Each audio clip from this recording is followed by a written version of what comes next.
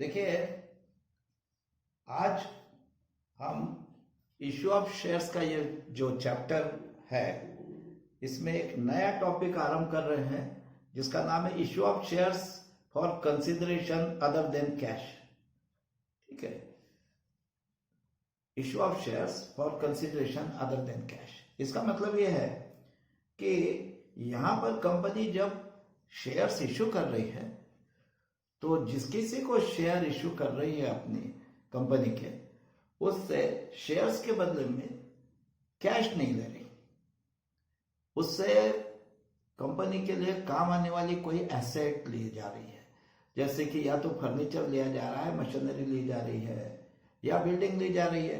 Company के लिए useful कोई एसेट लिया जा रहा है, और ऐसा समझ लीजिए कि एसेट की कीमत कैश में चुकाने के बजाय कंपनी अपने कंपनी के शेयर्स इशू कर रही है। जो कोई सप्लायर जिस किसी से इस तरह का एसेट लिया जा रहा है, एसेट का जो भी सप्लायर है, जैसे यदि मान लीजिए मशीन ले रही है कंपनी अपने काम के लिए कोई, तो जो मशीनरी का सप्लायर है उसे मशीनरी की प्राइस, मशीनरी की कीमत कैश में न चुकाई जाते हुए उतने अमाउंट के, जितनी मशीनरी की प्राइस है उतने अमाउंट के कंपनी शेयर इशू कर रही है। ठीक है, तो इसका मतलब ये हुआ कि जिस किसी को शेयर इशू कर रही है उससे शेयर्स के बदले में कैश नहीं ले रही, शेयर्स के बदले में कोई ना कोई एसेट ले रही है। ठीक है, और इसलिए इसे कहा जाता है issue of shares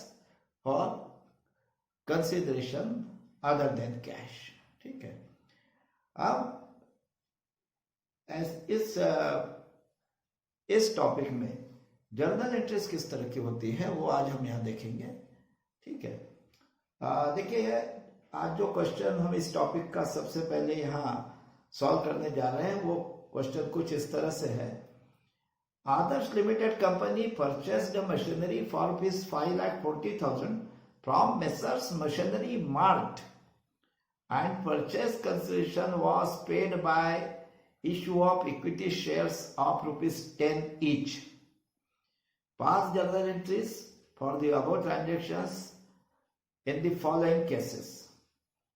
Case A, shares are issued at par, and case B, shares are at premium of 20% per share.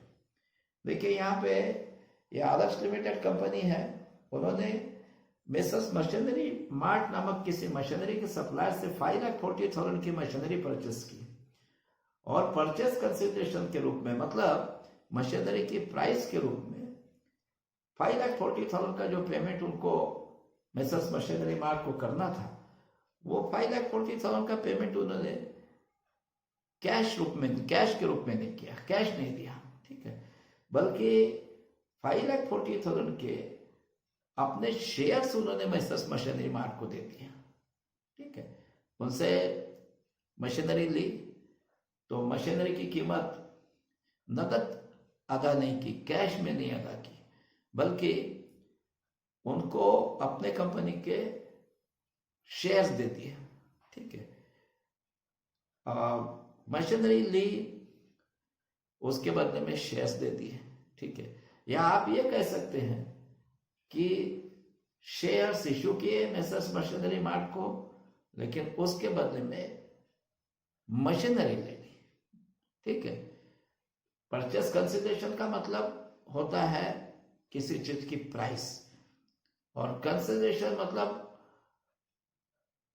बदले में जो चीज ली जा रही है। ठीक है, हम जैसे मशीनरी मार्ट को शेयर्स दे रहे हैं। ठीक है, Adarsh limited company machinery mart को शेयर्स इशू कर रही है और उसके बदले में मशीनरी ले रही है। ठीक है, तो इसको इसलिए कहा जा रहा है कि ये केस कैसा है, issue of shares for consideration other than cash. ठीक है, इसमें कहीं कैश इस ट्रांजेक्शन में इन्वॉल्व ही नहीं है, ना हम मेसर्स मशीनरी मार्ट को, हम मतलब ये जो आदर्श लिमिटेड कंपनी है, ये जब मेसर्स मशीनरी मार्ट से मशीनरी परचेस कर रही है तो उसकी कीमत के रूप में कैश अदा नहीं कर रही, कैश पे नहीं कर रही। ठीक है, और ना ही जब मेसर्स मशीनरी मार्ट को अपने शेयर्स दे रही है तो शेयर्स के बदले में कैश ले रही है। टोटली नॉन कैश ट्रांजेक्शन है ये, इसमें कैश इन्वॉल्व ही नहीं है। ठीक है, अब इस तरह के क्वेश्चन में जर्नल एंट्रीज किस तरह की होगी? तो देखिए, इसमें पहले हमें कुछ कैलकुलेशन करना पड़ते हैं। ठीक है, लेकिन वो कैलकुलेशन बहुत आसान किस्म के हैं, इसलिए उसके लिए मैंने कोई सेपरेट वर्किंग नोट आपको तैयार नहीं करवा रहा हूं मैं। ठीक है, उसके लिए कोई वर्किंग नोट तैयार नहीं करवा रहा हूं। यदि किसी क्वेश्चन में कैलकुलेशंस कुछ थोड़े डिफिकल्ट कैलकुलेशन होंगे, हार्ड कैलकुलेशन होंगे, तो फिर उसके लिए हम वर्किंग नोट में पहले कैलकुलेशन करेंगे। लेकिन आज के इस क्वेश्चन में जो भी कैलकुलेशन है वो हम मौखिक कर सकते हैं, उसके लिए कोई अलग से वर्किंग नोट बनाने की आवश्यकता नहीं है। इसलिए मैं सीधे जर्नल एंट्रीज आरंभ करता हूं। अब देखिए, ऐसे केस में जर्नल एंट्रीज किस तरह से होती है। Adarsh limited company messrs machinery mart से मशीनरी ले रही है। हम आदर्श लिमिटेड कंपनी यानी buyers of machinery, buyer of machinery, हम buyer of machinery Adarsh limited company के बुक्स में एंट्रीज करेंगे। ठीक है, हमें बायर के मशीनरी या एसेट के बायर के बुक में एंट्री करना पड़ती है, क्योंकि बायर ही कोई एसेट बाय करेंगे और उसके बदले में शेयर इशू करेंगे। बायर कंपनी ही एसेट बाय करेगी और उसके बदले में सप्लायर को शेयर इशू करेगी। इसलिए तो कहा गया issue of shares for consideration other than cash.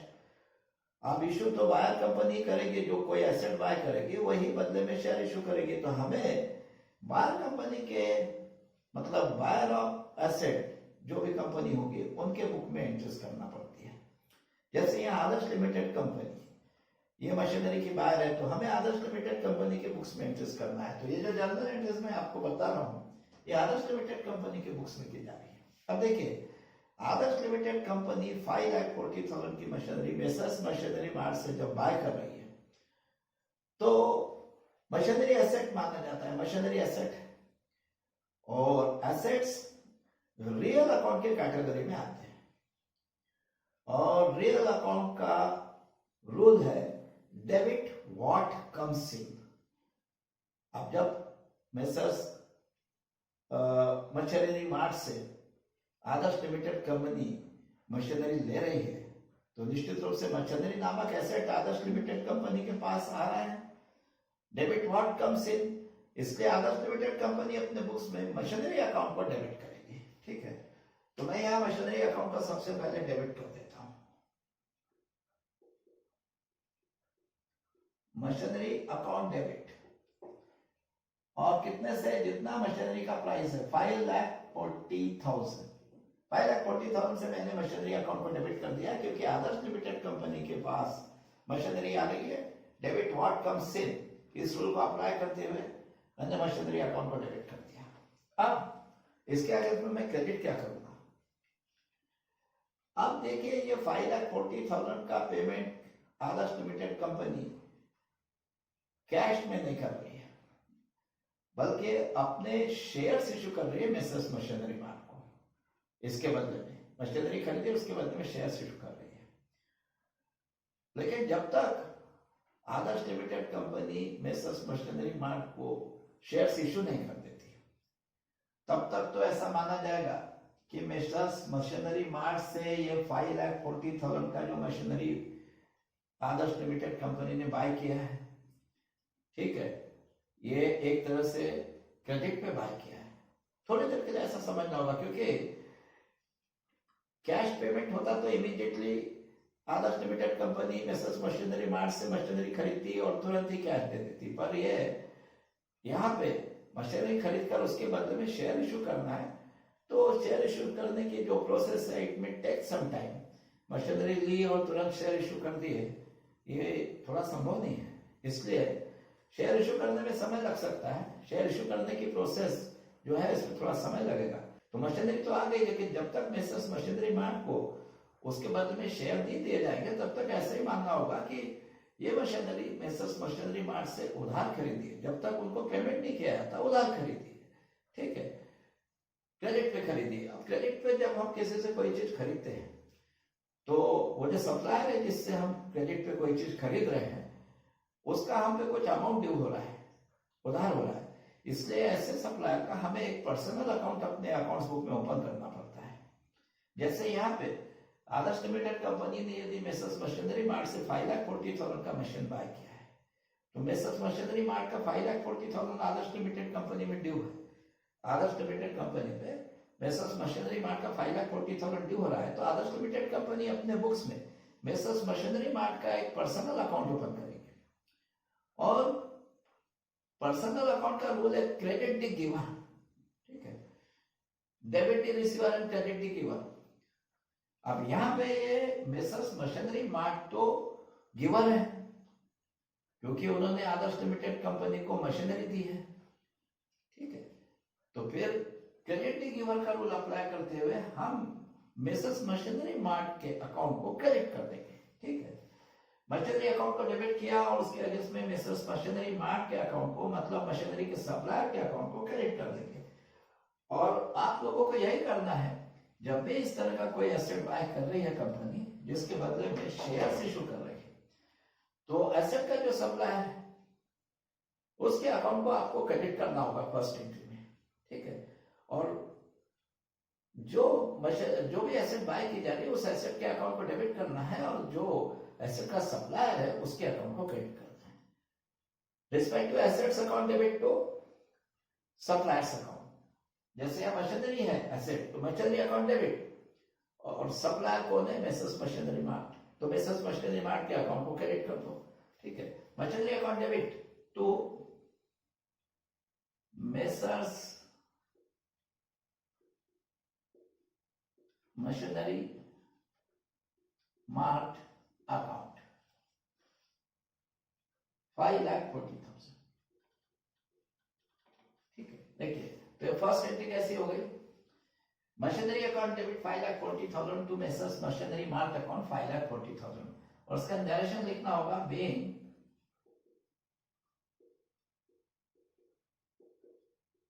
Machinery purchased, ठीक है। अब इसके पश्चात आदर्श लिमिटेड कंपनी अब इस मशीनरी की कीमत के रूप में मेसर्स मशीनरी मार्ट को 5,40,000 के इक्विटी शेयर्स इश्यू करेंगी। अब यहां इस क्वेश्चन में ऐसा कहा गया है कि पहले हमें ऐसा मान के एंट्री करना है कि messrs machinery Adarsh limited company जो शेयर्स इश्यू कर रही है आपने वो शेयर्स एट पार इश्यू कर रही है। देखिए वहां क्वेश्चन में 2 केस दिए गए हैं, आपसे कहा गया कि pass journal entries in the following cases और 2 केसेस दिए गए। First cases shares are issued at par, इसका मतलब पहले हमें ऐसा ट्रीट करना है, ऐसा एज्यूम करना है कि Adarsh limited company messrs machinery limited company को जो शेयर्स इशू कर रही है एट पार इशू कर रही है। एट पार का मतलब ये कंपनी का शेयर 10 रुपीज का है तो ऐसा मान के मेसर्स मशीनरी मार्ट को शेयर इशू कर रही है कि हम एक शेयर 10 रुपीज में ही देना है, ठीक है, एट पार। अब शेयर से यदि एट पार इशू किया जा रहा है मतलब 10 रुपीज का शेयर 10 रुपीज में ही उसकी इशू प्राइस भी 10 रुपीज कंसिडर की जा रही है। तो फिर ऐसे केस में पहले तो आपको ये सोचना होगा कि 5,40,000 रुपीज का पेमेंट करने के लिए Adarsh limited company messrs machinery mart को कितने शेयर इशू करेंगे, how many number of shares are to be issued for payment of 5,40,000।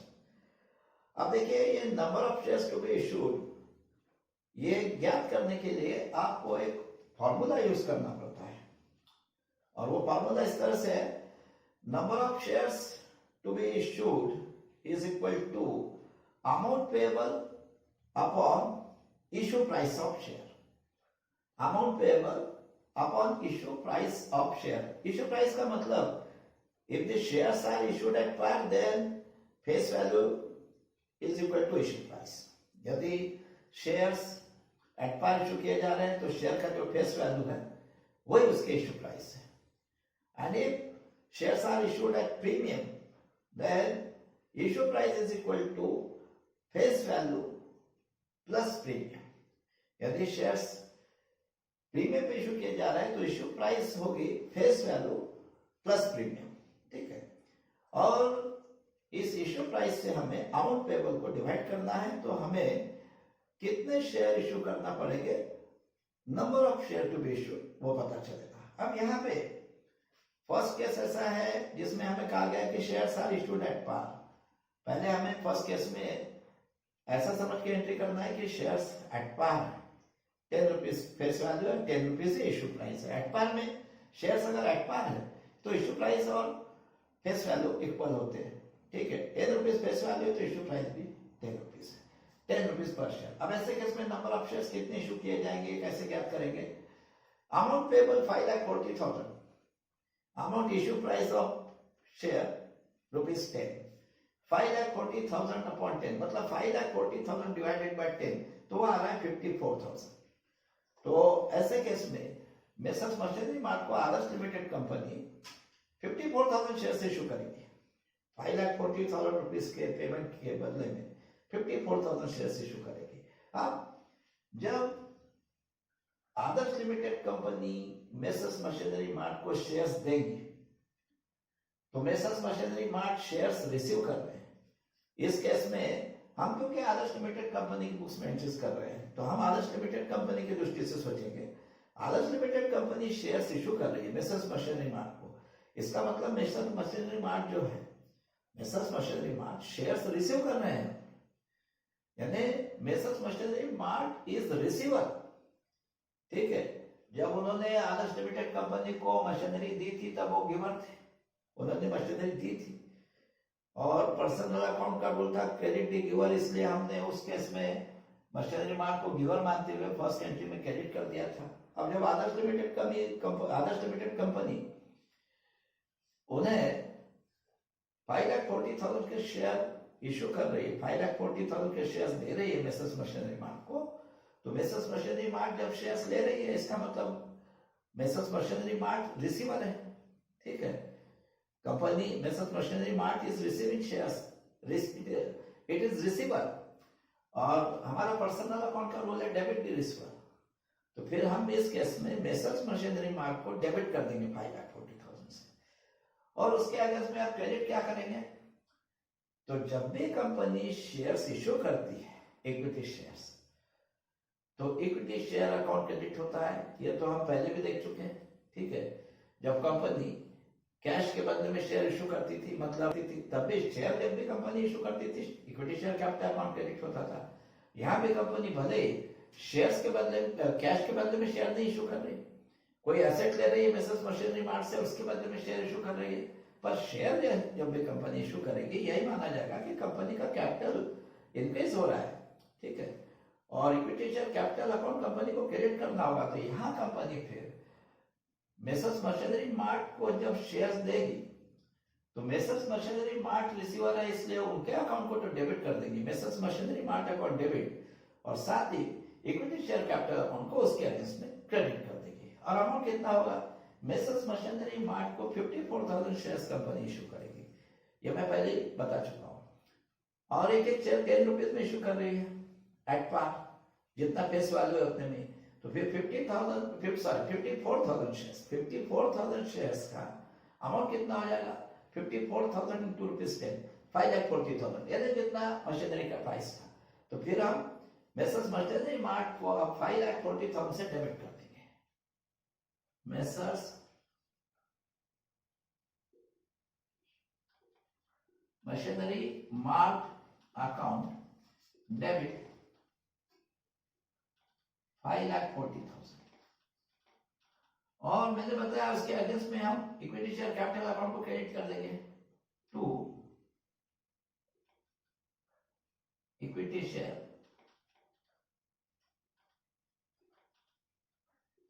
Capital account 5,40,000।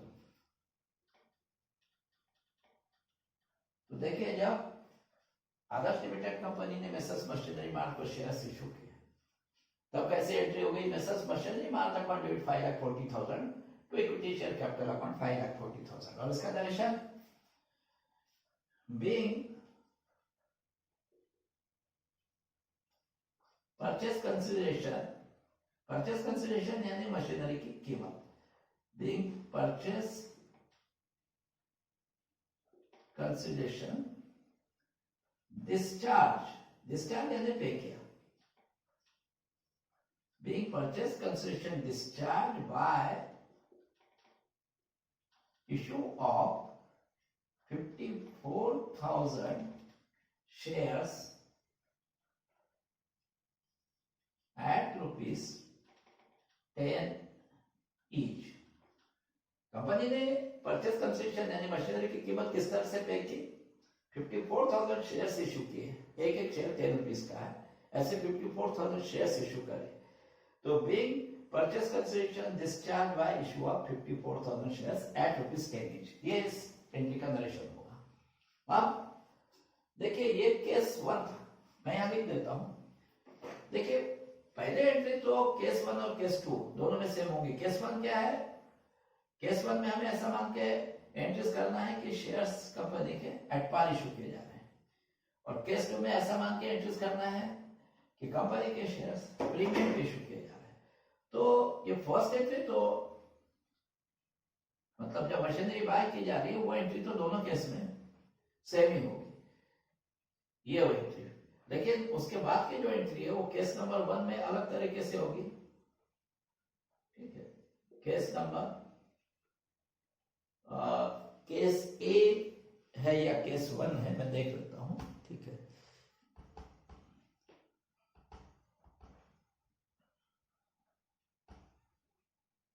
Case ए, ठीक है। केस ए में ऐसा कहा गया है कि शेयर्स एट पार इशू किए जा रहे हैं, तो ये केस ए है। केस ए में अलग ढंग से एंट्री होगी। केस ए में इस तरह की एंट्री होगी जहां शेयर्स एट पार है, वहां ऐसी एंट्री होगी, Messrs. Machinery marked the conduit 5,40,000 to equity share capital upon 5,40,000 being purchase consideration discharged by issue of 54,000 shares at rupees 10 each. अब केस बी,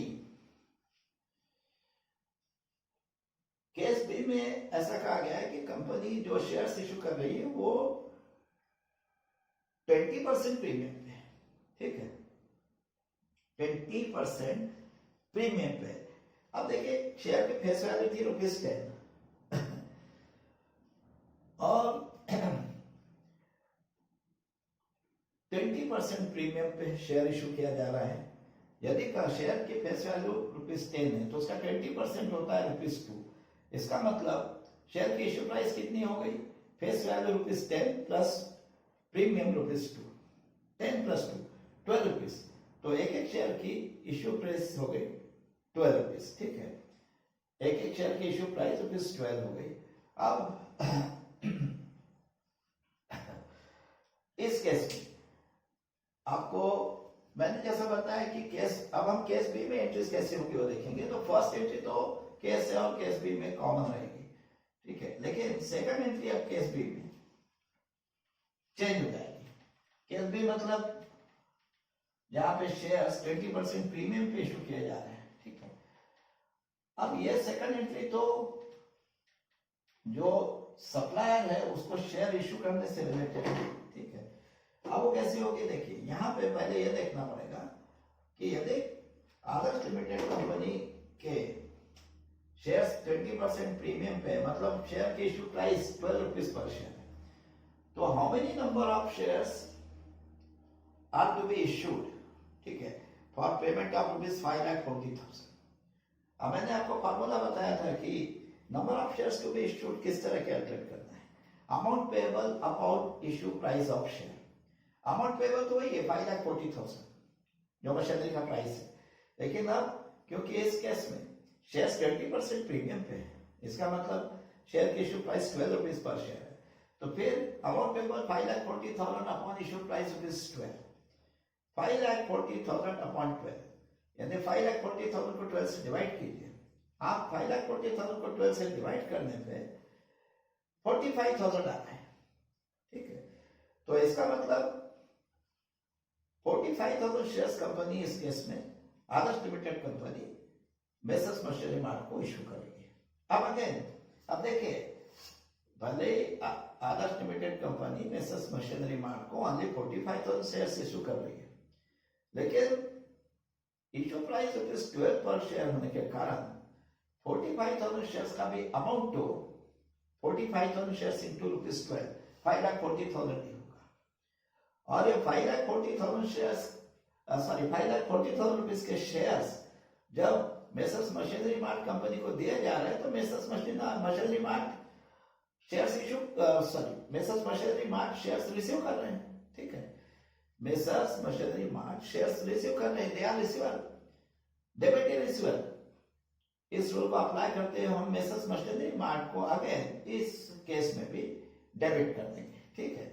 देखिए, ये जो सेकंड एंट्री होती है जिसमें सप्लायर कंपनी को बायर कंपनी शेयर्स इशू करती है, तो उसमें हमेशा याद रखिए कि सप्लायर कंपनी को हमेशा डेबिट करना है और उतने अमाउंट से डेबिट करना है जितना अमाउंट पेबल है, ठीक है। जैसे यहाँ 5,40,000 पेबल है, तो उनको तो 5,40,000 से ही डेबिट करना पड़ेगा। डेबिट इसलिए कर रहे हैं कि जब शेयर इशू करेंगे सप्लायर कंपनी को में, तो सप्लायर कंपनी शेयर रिसीव कर रही है, they are receiver, debit receiver का रूल अप्लाई करते हुए हम उनको डेबिट करेंगे।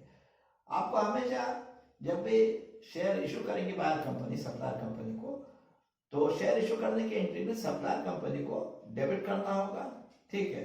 और उतने अमाउंट से जितना अमाउंट बायर कंपनी को सप्लायर कंपनी को पे करना है, जितना अमाउंट पेबल है, जैसे यहाँ 5,40,000।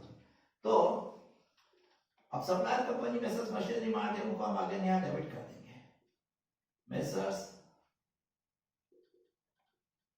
मशीनरी मार्ट अकाउंट डेबिट, और उतने अमाउंट से 5,40,000। पर अब equity share capital account credit तो करना पड़ेगा, क्योंकि कंपनी यदि शेयर इशू कर रही है, तो मैंने बताया जब भी कंपनी शेयर इशू करती है equity share capital account credit होता है।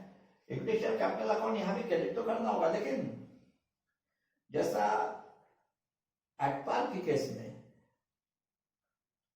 Issue equity share capital account को 5,40,000 से क्रेडिट किया गया था, वैसे यहां इक्विटी शेयर कैपिटल अकाउंट को 5,40,000 से क्रेडिट नहीं किया जा सकता।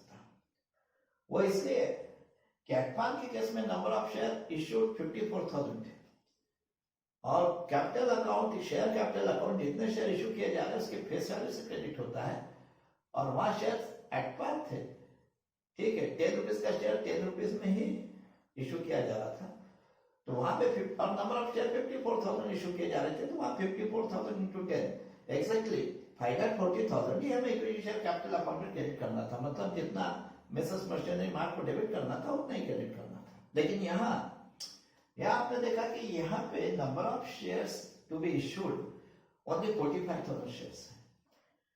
अब इक्विटी शेयर कैपिटल अकाउंट तो केवल जितने शेयर इशू किए जा रहे हैं उनके फेस वैल्यू से क्रेडिट हो सकता है।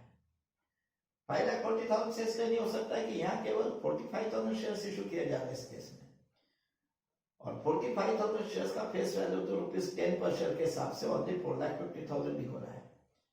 तो फिर इक्विटी शेयर कैपिटल अकाउंट को तो 4,50,000 से क्रेडिट करना होगा। इक्विटी शेयर कैपिटल अकाउंट कभी भी जितने शेयर इशू किए जा रहे हैं उनके फेस वैल्यू से क्रेडिट होगा। यदि 45,000 शेयर्स ही यहाँ इशू किए जा रहे हैं, तो equity share capital account 45,000 shares की फेस वैल्यू 45,000 शेयर्स इंटू ₹10 4,50,000 से क्रेडिट होगा। तो फिर हम इक्विटी शेयर कैपिटल अकाउंट को यहां 4,50,000 से पहले क्रेडिट कर देंगे। Equity share capital account 4,50,000। अब ये 45,000 शेयर्स प्रीमियम पे इशू किए गए, और प्रीमियम का अमाउंट है ₹2 पर शेयर। अब आप जानते हो जब भी शेयर प्रीमियम पे इशू होते हैं, तो जितने शेयर इशू किए गए उनका प्रीमियम का अमाउंट सेकेंडरी प्रीमियम अकाउंट में क्रेडिट किया जाता है, वो इक्विटी शेयर कैपिटल में क्रेडिट नहीं होता। अब यहाँ 45,000 शेयर इशू किए जा रहे हैं, उनका प्रीमियम का अमाउंट कितना होगा, एक एक शेयर पे प्रीमियम है ₹2, तो 45,000 शेयर्स का होगा, 45,000 शेयर्स इंटू ₹2, 90,000। ये 90,000 जो प्रीमियम का अमाउंट है वो सेकेंडरी प्रीमियम अकाउंट में क्रेडिट करना पड़ेगा, तो हम उसको सेकेंडरी प्रीमियम अकाउंट में क्रेडिट कर देंगे। To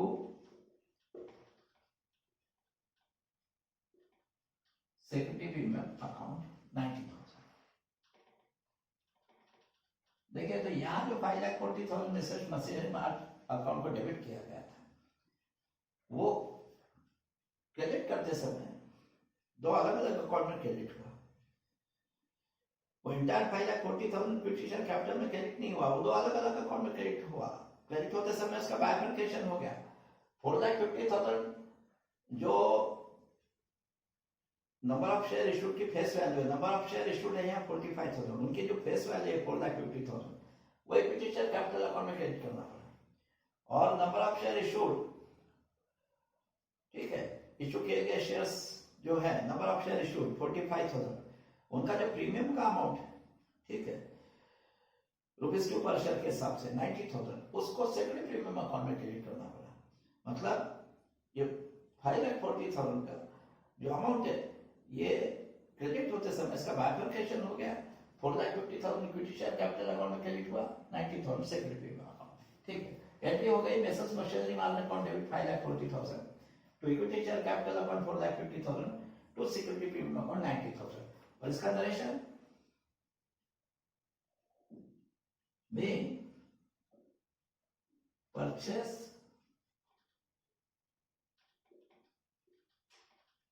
consideration discharge by issue of 45,000 shares